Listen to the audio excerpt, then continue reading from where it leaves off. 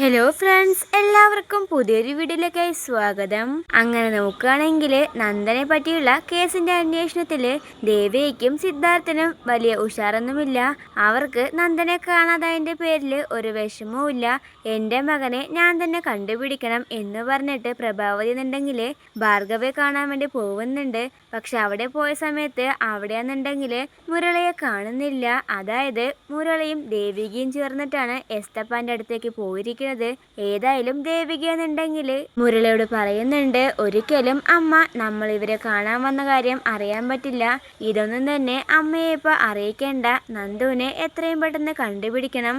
അതുകൊണ്ടൊക്കെ തന്നെ ഈ കാര്യങ്ങളൊക്കെ തന്നെ പറഞ്ഞിട്ട് അമ്മയെ ടെൻഷൻ അടിപ്പിക്കേണ്ട എന്നൊരു കാര്യം അവരെന്നുണ്ടെങ്കിൽ തീരുമാനിക്കുകയാണ്.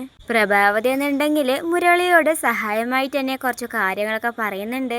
അതായത് നന്ദുവിനെ കണ്ടുപിടിക്കണം, അവനെ കാണാണ്ട് കുറച്ച് ദിവസമായി. പക്ഷെ ചന്ദ്രോത്തുള്ളവർക്കൊന്നും അതൊന്നും വലിയ കാര്യമില്ലാത്ത പോലെയാണ് കാണിക്കുന്നത് എന്ന് പറയുമ്പോൾ തന്നെ മുരളി എന്നുണ്ടെങ്കിൽ പ്രഭാവതിയോട് പറയുന്നുണ്ട്, എന്നെക്കാളും പണക്കാരനായ കെവിൻ വന്ന സമയത്ത് അവന് എന്നോട് മിണ്ടാനൊക്കെ വലിയ താല്പര്യക്കുറവായിരുന്നു.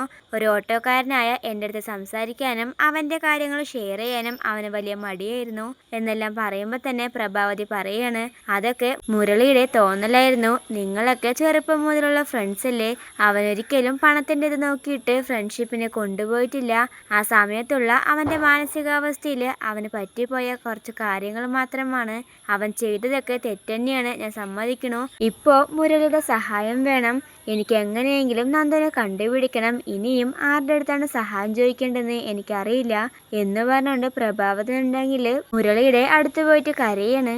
പിന്നീട് പ്രഭാവതി എന്നുണ്ടെങ്കിൽ തൻ്റെ ദേഷ്യവും വിഷമവും എല്ലാം തന്നെ സിദ്ധാർത്ഥനോടും ഹരിവക്കീലിനോടും ഗിരീഷിനോടൊക്കെ തീർക്കുകയാണ്. നിങ്ങൾക്കൊന്നും ഒരു ഉത്തരവാദിത്വവും ഇല്ലേ? നന്ദനെ കാണാതെ ഇത്രയും ദിവസമായി, എന്നിട്ട് പോലും ഈ കേസ് എന്താണ് ഇങ്ങനെ പോണത് എന്ന് ചോദിക്കുമ്പോൾ തന്നെ സിദ്ധാർത്ഥൻ പറയുന്നുണ്ട്, തന്നെ പോലെ തന്നെ നമ്മുടെ മകനെ കാണാതെ എനിക്കും വിഷമമുണ്ട്. പക്ഷേ എനിക്ക് അതിങ്ങനെ പ്രകടിപ്പിച്ച് നടക്കാനൊന്നും അറിയില്ല എന്ന് പറയുമ്പോൾ തന്നെ ഹരിവക്കീൽ പറയുന്നുണ്ട്, ഈ ഒരു കേസ് വളരെ കോംപ്ലിക്കേറ്റ് ആണ്. പ്രഭാവതി വിഷമവും സങ്കടമൊക്കെയാണ് നീ ഇങ്ങനെ തീർക്കണത്, എനിക്ക് നല്ലോണം അറിയാം. പക്ഷെ ഇതേപോലെ മകനെ നഷ്ടപ്പെട്ട ഒരു അമ്മയെ ഞാൻ കണ്ടിട്ടുണ്ടായിരുന്നു. പക്ഷേ അവർക്ക് ഒരു സങ്കടമോ വിഷമോ ഉണ്ടായിരുന്നില്ല. അതിൻ്റെ പുറകിലൊക്കെ തന്നെ എന്തൊക്കെ കാര്യങ്ങളൊക്കെ ഉണ്ട്. നമുക്ക് അതെന്താണെന്നാണ് ആദ്യം കണ്ടുപിടിക്കേണ്ടത് എന്നെല്ലാം പറയുമ്പോൾ തന്നെ പ്രഭാവതിക്കും സിദ്ധാർത്ഥനൊക്കെ എന്തൊക്കെ ഡൗട്ട് വരികയാണ്.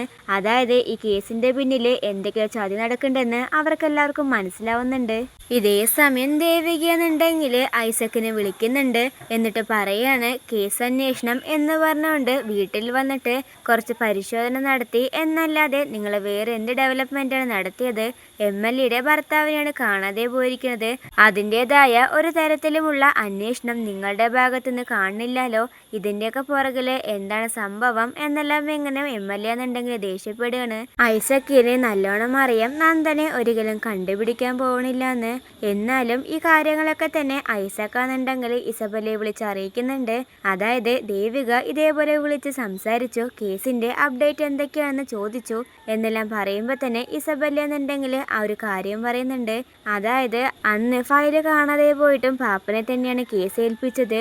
ഒരു കേസിന് പോലും സത്യസന്ധത പുലർത്താത്ത പാപ്പനെ തന്നെ അവരെന്തിനാണ് വീണ്ടും വീണ്ടും കേസ് അന്വേഷിപ്പിക്കാൻ വേണ്ടി ഇങ്ങനെ പറയണത്?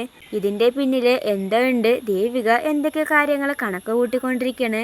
അതൊക്കെ തന്നെ നമുക്ക് കണ്ടുപിടിക്കണം എന്നൊരു കാര്യം ഇസബെല്ല എന്നുണ്ടെങ്കിൽ ഐസക്കിനോട് പറയുന്നുണ്ട്. ചന്ദ്രോത്ത് വീട്ടുകാരും ഹരിസാറും ദേവികയും ചേർന്നിട്ട് നടത്തുന്ന ഒരു നാടകം തന്നെയാണിത്. അല്ലാതെ ദേവിക എന്നുണ്ടെങ്കിൽ നമ്മുടെ പാപ്പന് ഈ ഒരു കേസ് തരില്ല എന്നൊരു കാര്യം പറയാണ്. പിന്നീട് പ്രഭാവതി എന്നുണ്ടെങ്കിൽ ചന്ദ്രമതിയെ കാണാൻ വേണ്ടി പോകുന്നുണ്ട്. എനിക്ക് എൻ്റെ മകനെ കണ്ടെത്തണം ചന്ദ്രമതി.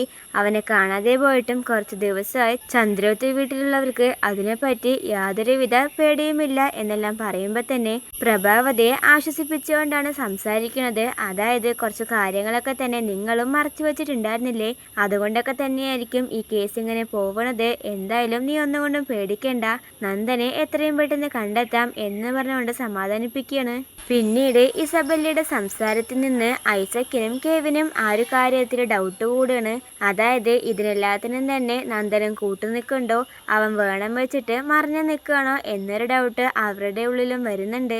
ദേവിക എന്തുദ്ദേശിച്ചാണ് ഐസക്കിന് കേസ് കൊടുത്തെന്ന് നമുക്ക് ഇപ്പോഴും അറിയില്ല. അപ്പോൾ വരുന്ന എപ്പിസോഡിൽ ഇവരുടെയൊക്കെ കള്ളക്കളി പൊളിക്കാൻ പോകുന്നത് ദേവികയും ഹരിവക്കീലും കൂടി തന്നെയായിരിക്കും. വരാൻ പോണ എപ്പിസോഡ്സിന്റെ റിവ്യൂസിനായിട്ട് ചാനൽ സബ്സ്ക്രൈബ് ചെയ്യാൻ മറക്കല്ലേ.